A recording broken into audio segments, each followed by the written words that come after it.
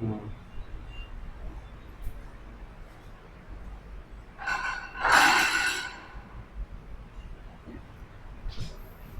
नमस्कार दोस्तों, मैं अखिलेश यादव प्लेटिनम क्लास में आप सभी का स्वागत करता हूं।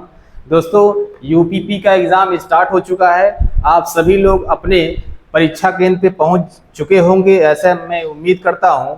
और यहां पे मैं आपके सामने प्रस्तुत हूं लेकर के यूपीपी के पहले शिफ्ट का आंसर की। अब यहाँ पे जिसका एग्ज़ाम हो चुका है वो अपने पेपर को लेकर के साथ में बैठेंगे और हमारे आंसर की इसको मैच कराएंगे। ठीक है, तो चलिए स्टार्ट करते हैं आज का आंसर की। मैं यहाँ पे जीएस के क्वेश्चन और हिंदी के क्वेश्चन का आंसर की यहाँ पे प्रोवाइड कराऊंगा। बाकी सभी सब्जेक्ट के जो टीचर्स हैं हमारे टीम के, वो सभी सब्जेक्ट का अच्छे से आंसर की आपके पास पहुंच जाएगा। तो हमारे साथ बने रहिए। स्टार्ट करते हैं जीएस की आंसर की। जो पहला क्वेश्चन आया था पहले शिफ्ट में कि इंडियन नेशनल कांग्रेस की स्थापना किस वर्ष हुई थी। वैसे तो जो परीक्षार्थी हैं उनके लिए इजी सा क्वेश्चन है, बट यहाँ पे जो आप देखेंगे ऑप्शन 1885, 1947, 1857 और 1905 का यहाँ पे ऑप्शन दिया हुआ है। तो यहाँ पे आप इजीली पिक कर सकते हैं कि 1885 यानी कि 28 दिसंबर 1885 को इंडियन नेशनल कांग्रेस की स्थापना हुई थी, है ना। और इसके जो निर्माणकर्ता थे, फाउंडर थे, ए.ओ. ह्यूम्स थे और डब्ल्यू.सी. बनर्जी पहले कांग्रेस के अध्यक्ष बने थे। ठीक है, तो पहले का यानी कि 58 नंबर क्वेश्चन का आंसर हो जाएगा ऑप्शन नंबर ए 1885 हो जाएगा। जो सेकंड क्वेश्चन आया था कि भारत का पहला हवाई अड्डा कहाँ पर स्थित है। ऑप्शन यहाँ पे दिया गया था कि कलकत्ता यानी कोलकाता, दूसरा था बॉम्बे यानी कि मुंबई, तीसरा दिल्ली और चौथा मद्रास। ठीक है, तो यहाँ पे जो ऑप्शन बी होगा, है ना, ऑप्शन नंबर बी, यहाँ पे बॉम्बे मुंबई, ये यहाँ पे आपका करेक्ट आंसर हो जाएगा। ठीक है, यानी कि 1928 में पहली बार, है ना, पहली बार हवाई अड्डे की स्थापना की गई थी बॉम्बे में। तो सेकंड क्वेश्चन का यानी 59 का आंसर होगा आपका ऑप्शन नंबर बी। 60 नंबर जो क्वेश्चन है ये रिलेटेड है जीएसटी से। जीएसटी से हमेशा यूपीपी में क्वेश्चन आता रहा है और फिर से यहाँ पे देखा गया है कि जीएसटी से क्वेश्चन दिया गया है। थोड़ा टेक्निकल है, जो अच्छे से पढ़ा होगा उसको वो अच्छे से कर पाएगा। क्वेश्चन है कि भारत में व्यवसायों के लिए सेवाओं हेतु जीएसटी पंजीकरण के लिए थ्रेशोल्ड लिमिट सीमा क्या है। यहाँ पे ऑप्शन थे आपके 10 लाख, 50 लाख, 5 लाख और 20 लाख। ठीक है, तो यहाँ पे जो ऑप्शन नंबर आपका डी है यानी कि 20 लाख, ये आपका ऑप्शन नंबर डी ये करेक्ट ऑप्शन हो जाएगा। क्योंकि यहाँ पे देखेंगे तो सेवाओं के लिए, किसके लिए है, यहाँ पे आपको देखेंगे फॉर सर्विसेज के लिए पूछा गया है। तो सर्विसेज के लिए जो थ्रेशोल्ड लिमिट रखी गई है वो आपकी 20 लाख रखी गई है। तो ऑप्शन नंबर डी आंसर हो जाएगा क्वेश्चन नंबर 60 का। बढ़ेंगे अगले क्वेश्चन की तरफ। भारत के किस पड़ोसी देश को थंडर ड्रैगन की भूमि के नाम से जाना जाता है। ये आपको क्लास में भी कई बार बताया है, बहुत महत्वपूर्ण और अच्छा क्वेश्चन है कि भारत के किस पड़ोसी देश को थंडर ड्रैगन की भूमि बोला जाता है, यानी लैंड ऑफ थंडर ड्रैगन बोला जाता है।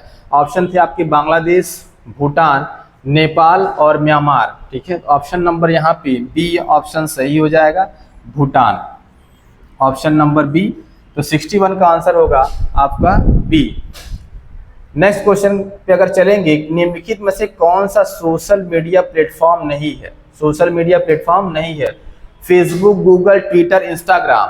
तो आप सभी लोग इसको तो चलाते होंगे फेसबुक, और कुछ भी सर्च करना होता है तो गूगल पे सर्च करते हैं। ट्विटर, इंस्टाग्राम, कुछ भी ट्वीट करना होता है यानी मैसेजिंग करना होता है किसी ऑफिसर्स के खिलाफ या फिर उनके लिए, तो आप ट्विटर का इस्तेमाल करते हैं। इंस्टाग्राम ये भी एंटरटेनमेंट का एक सोशल मीडिया प्लेटफॉर्म है। लेकिन इसमें पूछा कौन सा सोशल मीडिया प्लेटफॉर्म नहीं है, तो बताओ किस पे सर्च करते हो और किसको एंटरटेनमेंट के लिए यूज करते हो आप लोग। तो यहाँ पे जो गूगल है वो एक सर्च इंजन है, ठीक है, और यहाँ पे पूछा सोशल मीडिया प्लेटफॉर्म नहीं है, जिससे आप इसको अलग कर सकते हो। तो क्वेश्चन नंबर 62 का आंसर होगा ऑप्शन नंबर बी, गूगल, क्योंकि फेसबुक, ट्विटर और इंस्टाग्राम सोशल मीडिया प्लेटफॉर्म है। तो ऑप्शन नंबर इसका बी करेक्ट हो जाएगा 62 नंबर क्वेश्चन का आंसर।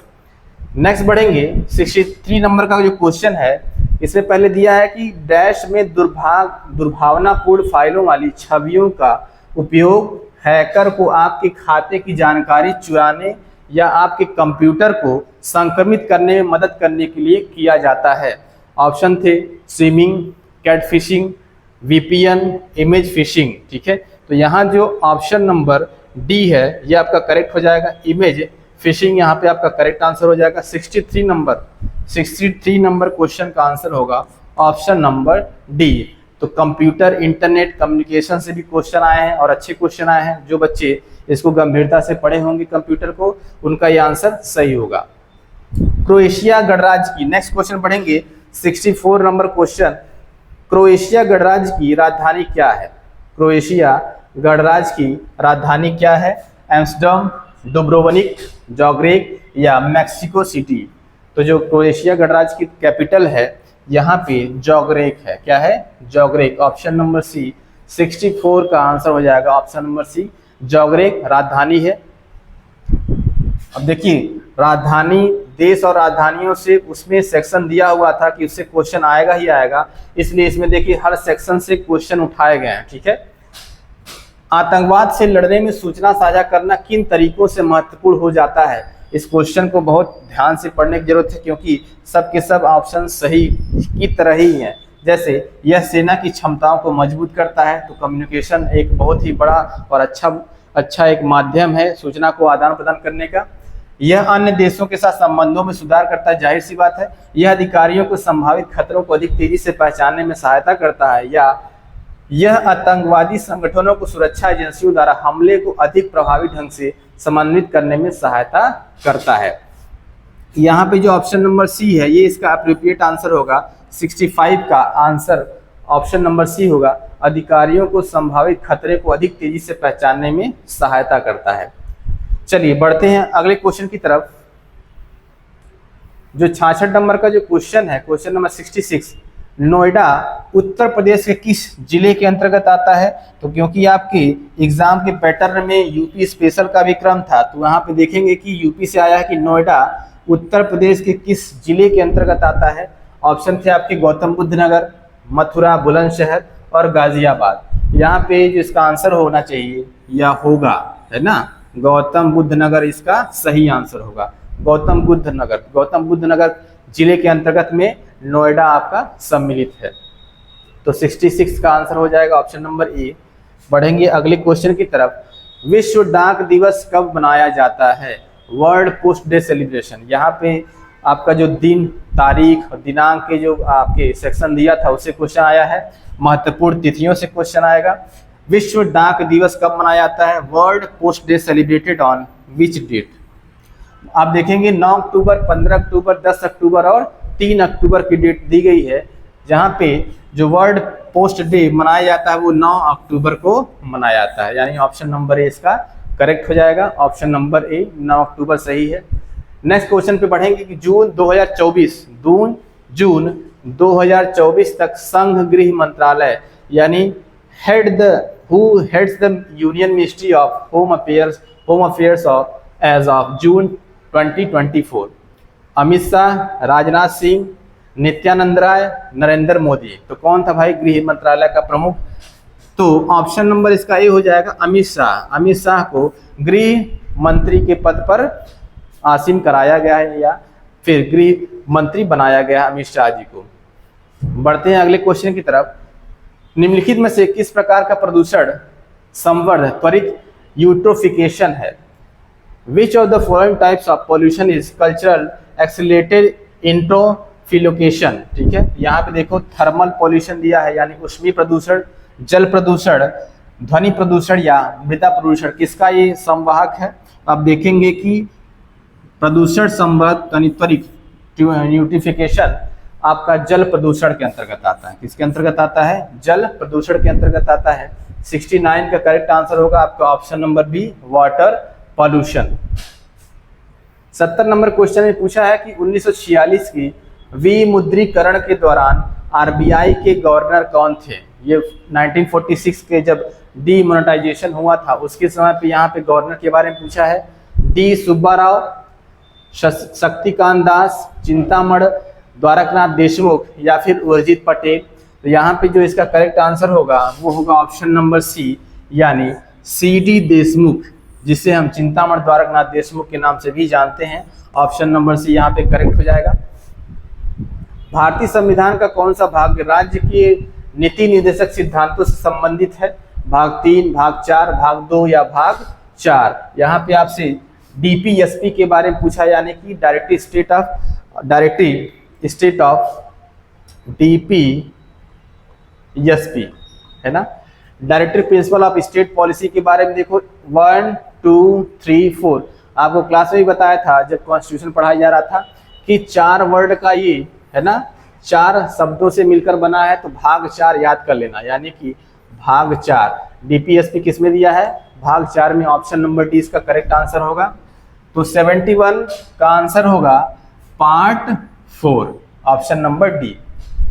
पुस्तक ए लाइफ मिसस्पेंट किसके द्वारा लिखी गई थी? पुस्तक ए लाइफ मिसस्पेंट किसके द्वारा लिखी गई थी?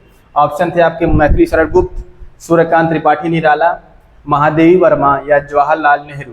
तो इसका जो राइट आंसर होगा a life misspent, Suryakant Tripathi Nirala. Option number B यहाँ पे आपका करेक्ट हो जाएगा। ए लाइफ मिसस्पेंट के जो ऑथर थे वो सूर्यकांत त्रिपाठी निराला जी हो जाएंगे। आसमान के नीलेपन का मुख्य कारण है, यहाँ पे देखिए कारण तो सभी हैं, लेकिन यहाँ पे मुख्य कारण की बात कर रहा है, तो इस ऑप्शन को बहुत ध्यान से पढ़ना है। तो वायु के कारण नीले प्रकाश का अवशोषण, श्वेत प्रकाश का प्रकीर्णन यानी बिखराव, जल वाष्प की उपस्थिति, या फिर वायु के अणुओं द्वारा सूर्य के प्रकाश का प्रकीर्णन या बिखराव। तो आप देखेंगे कि जो 73 का ऑप्शन नंबर डी है ये सबसे सही ऑप्शन है। वायु के अणुओं द्वारा सूर्य के प्रकाश का प्रकीर्णन यानी बिखराव, क्योंकि नीला प्रकाश सबसे ज़्यादा बिखरता है, फैलता है, इस वजह से स्कैटरिंग ज़्यादा होती है इसकी। तो 73 का ऑप्शन नंबर डी यहाँ पे करेक्ट हो जाएगा। अगला क्वेश्चन कह रहा है कि रमन सुब्बा राव जिनका हाल ही में निधन हो गया किस खेल से जुड़े हुए थे? क्या ये हॉकी से जुड़े थे, टेबल टेनिस, फुटबॉल या फिर क्रिकेट से जुड़े हुए थे? तो रमन सुब्बा राव एक क्रिकेटर थे, ठीक है, इनका संबंध क्रिकेट से था। पहली बार राष्ट्रीय कृषि नीति कब घोषित की गई थी? पहली बार राष्ट्रीय कृषि नीति कब घोषित की गई थी? यहाँ पे देखेंगे पहली बार राष्ट्रीय कृषि नीति कब घोषित की गई थी। ये अच्छा क्वेश्चन है, कृषि से संबंधित दिया गया था, कृषि से संबंधित दिया गया था। तो जुलाई 2000, जनवरी 2004, मार्च 2002 या फिर मार्च 2004 में ये नीति घोषित की गई थी। तो आपका राइट आंसर होगा जुलाई 2000। कौन सा होगा? जुलाई 2000 करेक्ट आंसर होगा। ऑप्शन नंबर सी यहाँ पे करेक्ट हो जाएगा, यानी 75 का ऑप्शन नंबर सी। बढ़ेंगे अगले क्वेश्चन की तरफ। वर्ष में अंतर्राष्ट्रीय मानवाधिकार कानून के प्रवर्तन के लिए संयुक्त राष्ट्र मानवाधिकार आयोग को संयुक्त राष्ट्र मानवाधिकार परिषद द्वारा प्रतिस्थापित किया गया। तो यहाँ पे United nation commission human right से क्वेश्चन आया था 2001, 1998, सन 2000 या सन 2006 से। तो जो 76 का करेक्ट आंसर होगा वो होगा दोस्तों 2006, यानी ऑप्शन नंबर डी यहाँ पे करेक्ट हो जाएगा। ऑप्शन नंबर डी करेक्ट होगा। अफ्रीका के आर पार दौड़ लगाने वाले पहले व्यक्ति कौन थे? Who is the first person to run across Africa? Africa के चारों तरफ आर पार दौड़ लगाने वाला व्यक्ति कौन था? बहुत ही इंटरेस्टिंग और बहुत ही अच्छा क्वेश्चन है। अफ्रीका के आर पार दौड़ लगाने वाले क्या रूस कुक थे, कैनेनेसिया बेकेले, डेनिस किमोटो, रियास लेग्मा, कौन थे भाई? तो यहाँ पे जो करेक्ट आंसर होगा वो होगा रूस ग्रुप। अब ऐसे उठ पटांग क्वेश्चन पूछे जाते हैं, तो इसके लिए भी आपको तैयार रहना है। अब यहाँ पे देखना है कि आपका कॉमन सेंस कहाँ तक पहुँच पाता है। अगर ज़्यादा टफ जिन्हें लगा होगा उन्होंने इसको स्किप कर दिया होगा, नहीं तो अगर बहुत ज़्यादा ढंग से और अच्छी तैयारी हुई होगी तो आप इसमें गेस कर सकते हैं, ठीक है।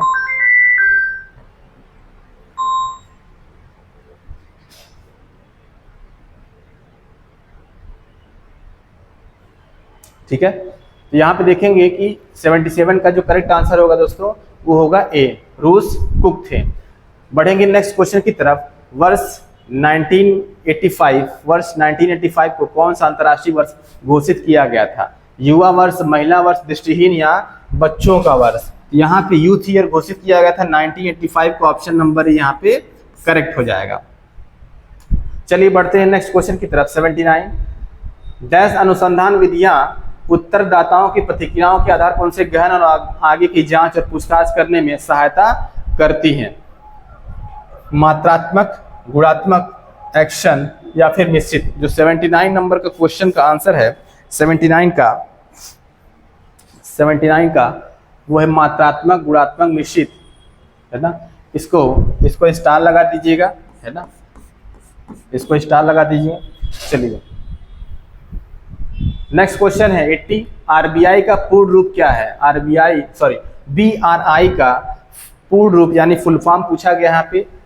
Belt and Republic industry, basic and road initiative, belt and resource initiative या बेल्ट एंड रोड इनिशिएटिव। यहाँ पे जो करेक्ट आंसर होगा वो होगा 80 का option number D, belt and road initiative, belt and road initiative. चलिए नेक्स्ट, विशिष्ट व्यक्तियों को उस संगठन की सुरक्षा को खतरे में डालने की कोशिश करता है जिसके लिए वे काम करते हैं। Sneaking, spear phishing, cyber stalking या स्पैमिंग।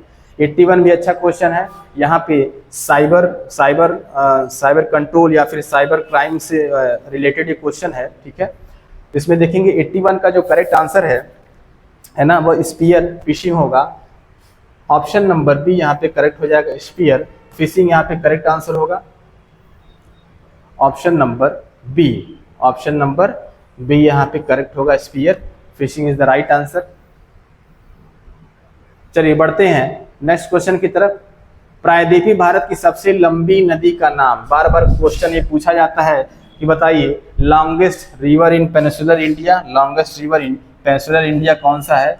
तो ये कई बार मैंने क्लास में बताया है, मेरे क्लास नोट्स में भी ये है कि प्रायद्वीपीय भारत की सबसे लंबी नदी का जो दर्जा मिला है वो गोदावरी को मिला है। किसको मिला है? क्योंकि इसकी लेंथ जो है 1465 किलोमीटर है। कितना है? 1465 किलोमीटर है। और इसी को क्या कहते हैं? दक्षिणी गंगा के नाम से भी इसे जानते हैं। क्या कहते हैं? दक्षिणी गंगा, यानी सदर्न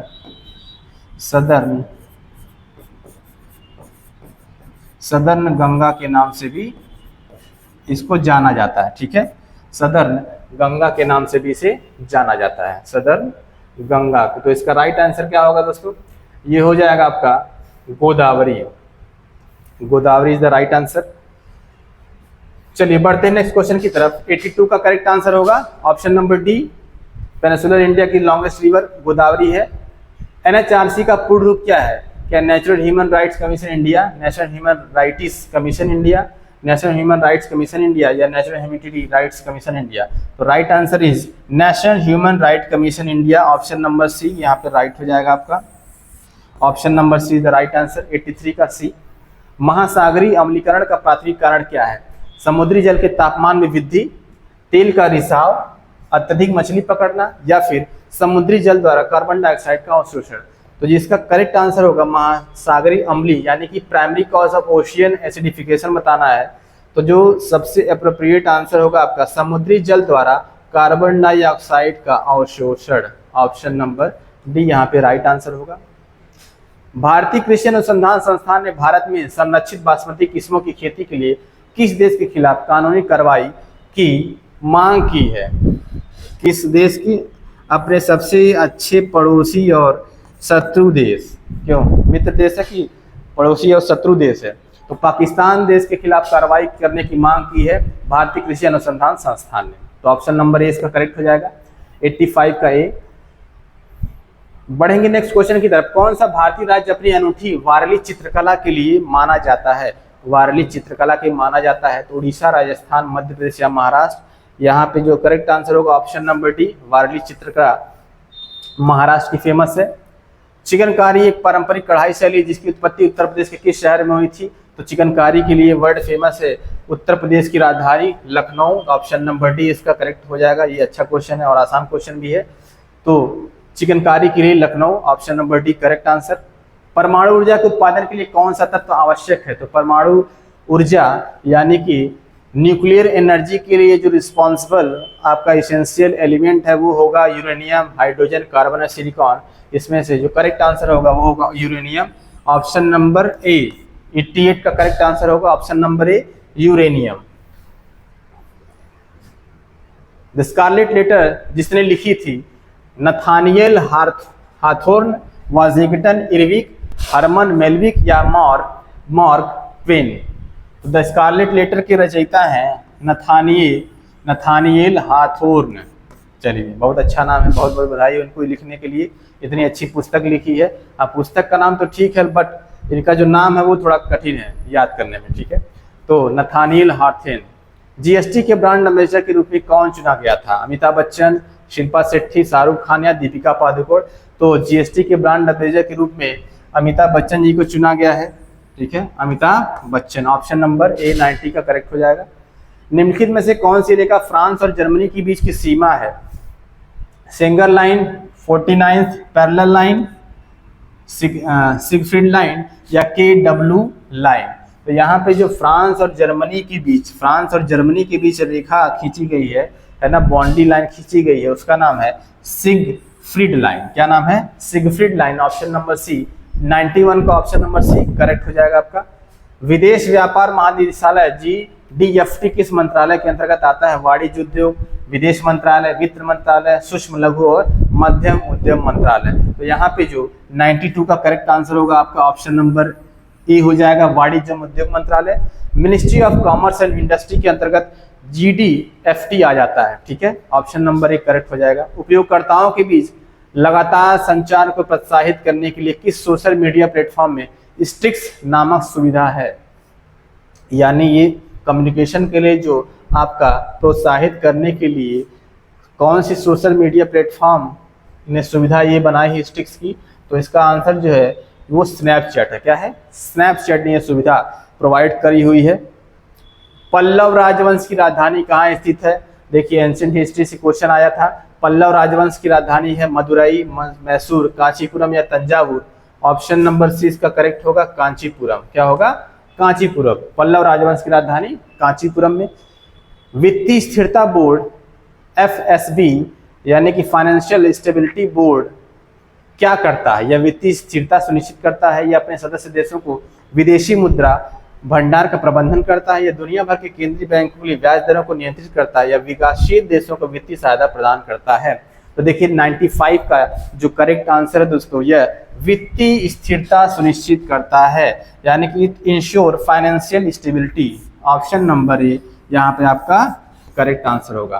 तो 95 का करेक्ट आंसर होगा ऑप्शन नंबर ए। ऑप्शन नंबर ए यहाँ पे करेक्ट हो जाएगा। चलिए अब बढ़ते हैं हिंदी की तरफ। ये थे जीएस के जितने भी क्वेश्चन आपसे पूछे गए थे उसका सही आंसर। अब बढ़ेंगे हिंदी की तरफ। हिंदी सेक्शन में जो क्वेश्चन पूछे गए थे मैं यहाँ पे जो सही आंसर है उन्हीं की चर्चा करूँगा। चलिए बढ़ेंगे आगे की तरफ। अब 114 से हिंदी का क्वेश्चन शुरू हो जाता है। जो भी आंसर दिए गए हैं बहुत ऑथेंटिक हैं, अच्छे से डिस्कस करके सब कुछ करके आपको दिया जा रहा है। अब देखिए यहाँ पे एक पैराग्राफ दिया गया गद्यांश, उसको पढ़ करके आप अच्छे से पढ़ लेंगे इसको, और जिन्होंने एग्जाम दिया होगा उन्होंने अच्छे से पढ़ा ही होगा। बट आप यहाँ पे आंसर मिलाएंगे अपना। 114 आधुनिक मानव सिद्धांत को सर्वांगीण नहीं किया जा सकता क्योंकि यहाँ पे केवल सही आंसर को टिक किया जा रहा है, ऑप्शन नंबर डी। 114 का आंसर होगा डी, साहित्य धर्म कला से संबंधित है। 115 का जो आंसर है 115 का वो होगा ऑप्शन नंबर सी। अणु विस्फोट को मानवतावादी की मर्यादा देना तभी संभव जब व्यक्ति की शुद्धता को राष्ट्र की शुद्धता, यानी 115 का ऑप्शन नंबर सी। 116 का जो आंसर होगा दोस्तों वो होगा ऑप्शन नंबर ए। ऑप्शन नंबर ए यहाँ पे करेक्ट हो जाएगा 116 का। 117 का जो आंसर है 117 का वो होगा ऑप्शन नंबर सी। 117 का ऑप्शन नंबर सी। वाह भाई ने जिसका पेपर है वो लगभग सही इसने आंसर टिक किया है। देखो लेकिन थोड़ा कंफ्यूज है, ये वाला होना चाहिए कि ये वाला, जो कि अधिकतर एग्जाम में होता ही है। ठीक है, अब कंफ्यूजन होगा भाई 50-50 में कोई आंसर लगाते हैं, पहली बार में ये लगा दिए नहीं, फिर बाद में पता चला नहीं ये नहीं, ये इसका सबसे अप्रोप्रिएट आंसर होगा। तो यहाँ पे देखो कंफ्यूजन हुआ है इस बच्चे को भी। तो ऑप्शन नंबर ए इसका होगा 116 का। 117 का ऑप्शन नंबर सी होगा। बढ़ते 118 की तरफ। 118 का जो सही आंसर होगा वो होगा ऑप्शन नंबर ए। फिर से इसने सही आंसर किया है, ऑप्शन नंबर ए सही हो जाएगा। अब देखो सदा एक वचन में प्रयुक्त होने वाले 119 का जो करेक्ट आंसर है 119 का ये होगा ऑप्शन नंबर डी, वर्षा और जनता। Option number D. राजा शब्द के लिए पर्यायवाची शब्द चुनिए। राजा के लिए नरेंद्र, लंकेश, रघुवीर, है ना, या गोविंद। राजा शब्द के लिए पर्यायवाची नरेंद्र, जिसका मतलब मोदी जी। मोदी जी का नाम नरेंद्र से स्टार्ट है ना, मतलब कि वो राजा हैं, उनके नाम का अर्थ ही है राजा, ठीक है। तो नरेंद्र इसका पर्यायवाची है राजा का। निम्नलिखित में से मूक का अनेकार्थक शब्द कौन सा नहीं है? चुप, विवश, गूंगा या शांत। चलो 121 पे बढ़ेंगे, और जो इसका अनेकार्थी शब्द नहीं है वो है शांत। क्या है? शांत नहीं है। 122 का आंसर देखेंगे, वाक्यों के शुद्ध रूप का चयन करना है। भारत में अनेकों जातियां, भारत में अनेकों जातियां हैं, भारत में अनेक जाति है, भारत में अनेक जातियां हैं। चलो 122 का जो करेक्ट आंसर होगा दोस्तों, ऑप्शन नंबर डी, भारत में अनेक जातियां हैं। भारत में अनेक जातियां हैं। विश्व में आदि बोधक चिन्ह, चलो ये तो सबसे अच्छा, मतलब कि आपको जो इसका नंबर मिलेगा ना, एकदम समझिए कि बोनस नंबर है। अगर इसको अगर गलत किए तब तो तुम्हारी नैया कोई पार नहीं लगा पाएगा भाई। देखो इतना आसान अगर क्वेश्चन पूछ दिया तो समझो कि जो नंबर मिलेगा बोनस ही है वो। विश्व में आदि बोधक चिन्ह, ऑप्शन नंबर बी, इसको तो आपको सही करना ही करना है। 124 नंबर, बढ़ेंगे अगले क्वेश्चन की तरफ। 124 नंबर जो क्वेश्चन है, अच्छा शब्द का प्रयोग विशेषण के रूप में हुआ है ना। यहाँ पे जो ऑप्शन नंबर ए है वो करेक्ट हो जाएगा। यह स्थान बहुत अच्छा है, ठीक है।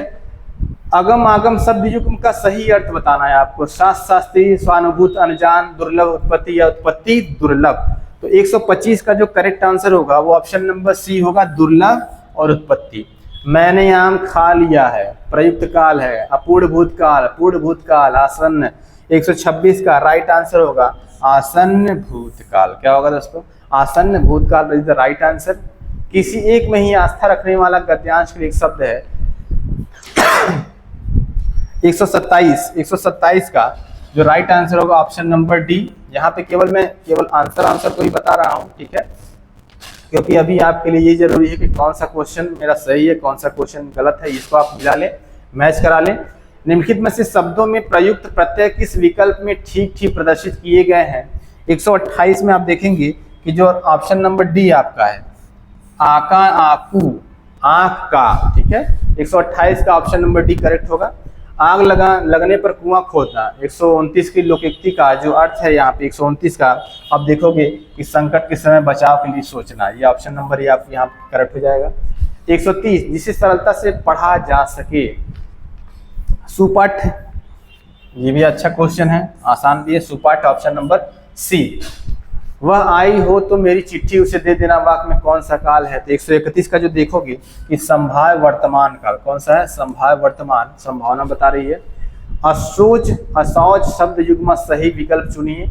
132 का जो बिना सोच के अशुद्धि, यहाँ पे ऑप्शन नंबर सी आपका करेक्ट हो जाएगा। 132 का ऑप्शन नंबर सी। शुद्ध वाक्य का चयन करना 133 में, शुद्ध वाक्य का चयन करना 133 में।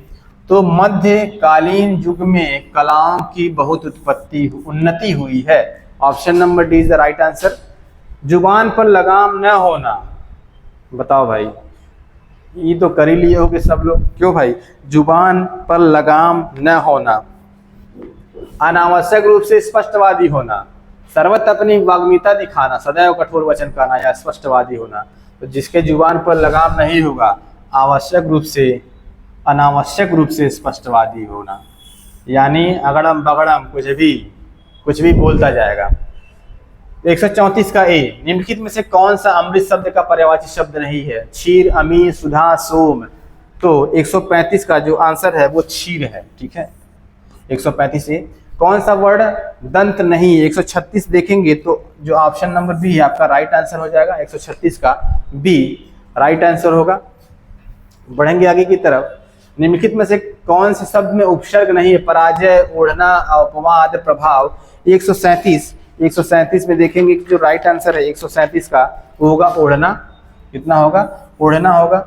समास का शाब्दिक अर्थ है, समास का शाब्दिक अर्थ है यहाँ पे संक्षिप्त, ठीक है। समास यानी संक्षिप्त यानी छोटा करना।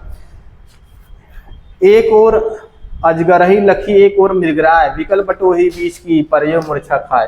बताओ इस पंक्ति का प्रयुक्त रस है 139 को देखोगे तो रौद्र, भयानक या करुण 139 का जो राइट आंसर होगा भयानक रस, option number C. Option number C यहाँ पे राइट होगा। निम्नलिखित में से वयोवृद्ध शब्द का सही संधि विच्छेद कीजिए। 140 में दिया गया था वयः धन वृद्ध, वयः धन वृद्ध इज द राइट आंसर। 2019 का साहित्य अकादमी पुरस्कार किस रचनाकार को दिया गया है? दिया गया तो 141 बताएंगे। 141 का नंद किशोर आचार्य, किसको दिया गया है? नंद किशोर आचार्य को दिया गया है। अनावर्त शब्द का समभिन्नार्थक क्या है? 142। 142 का न दोहराया गया, न दोहराया हुआ। ठीक है। निम्नलिखित में से कौन सा शब्द पुल्लिंग है? घटना, रीति, क्षमा, क्षेत्र। 143 में देखेंगे कि जो क्षेत्र है यानी ऑप्शन नंबर डी यहाँ पे राइट आंसर हो जाएगा, option number D. Prem Sagar के रचनाकार हैं, प्रेम सागर के रचनाकार उस्मान सुंदरदास सदल मिश्र। 144 के लल्लू लाल, पुराना क्वेश्चन है, कई बार क्वेश्चन आया हुआ है। लल्लू लाल, प्रेम सागर। क्या भूलूं क्या याद करूं हरिवंश राय बच्चन की आत्मकथा श्रृंखला का कौन सा भाग है? तीसरा, पहला, चौथा, दूसरा। 145 का पहला। हरिवंश राय बच्चन जी श्री अमिताभ बच्चन जी के पिताश्री है। ठीक है। अब इनकी रचना क्या भूलूं यह याद करूं, ये भी फेमस है। तो यहाँ पे दिया किस श्रृंखला का भाग है? तो पहला श्रृंखला का भाग है। अच्छा क्वेश्चन है। हिंदी भाषा के लिए साहित्य अकादमी पुरस्कार के प्रथम विजेता कौन थे? सुमित्रानंद पंत, सुमित्रानंद पंत, विष्णु डे, हरिवंश राय बच्चन या माखन लाल चतुर्वेदी। ठीक है। यहाँ पे हिंदी भाषा के लिए साहित्य अकादमी पुरस्कार प्रथम विजेता कौन थे? यहाँ पे माखन लाल चतुर्वेदी, यानी 146 का option number D right answer हो जाएगा। चलिए बढ़ते हैं नेक्स्ट क्वेश्चन की तरफ। 147 देश प्रेम में कौन सा समास है? देश प्रेम में तत्पुरुष समास है। कौन सा समास है? तत्पुरुष। निजवाचक सर्वनाम का प्रयोग किस वाक्य में हुआ है? निजवाचक। 148 में आप भला तो जग भला, आप भला तो जग भला, ऑप्शन नंबर डी। कौन सा शब्दालंकार नहीं है? यमक, रूपक, अनुप्रास, श्लेष। तो आप देखेंगे रूपक अलंकार, ऑप्शन नंबर बी यहाँ पे राइट आंसर होगा। जब दो व्यंजन एक साथ मिलते हैं तो उन्हें क्या कहते हैं? संयुक्त व्यंजन, महाप्राण, अल्पप्राण या अंतस्थ। क्या कहते हैं? अंतस्थ। तो यहाँ पे संयुक्त व्यंजन, क्या कहेंगे? संयुक्त व्यंजन, ऑप्शन नंबर ए। तो दोस्तों ये रहा आपका जीएस और हिंदी का पूरा जो आंसर की था करेक्ट, पूरा ऑथेंटिक है ना। इसको आप अच्छे से अपने बुकलेट से मिला देंगे, क्वेश्चन पेपर से मिला लेंगे अच्छे से। ठीक है। आपका जितना भी नंबर आता है उसको अच्छे से एनालिसिस करेंगे। इसी तरह से हम शिफ्ट वाइज आपको आंसर की प्रोवाइड करते रहेंगे। ठीक है। मिलते हैं अगले आंसर की के साथ, तब तक धन्यवाद, नमस्कार।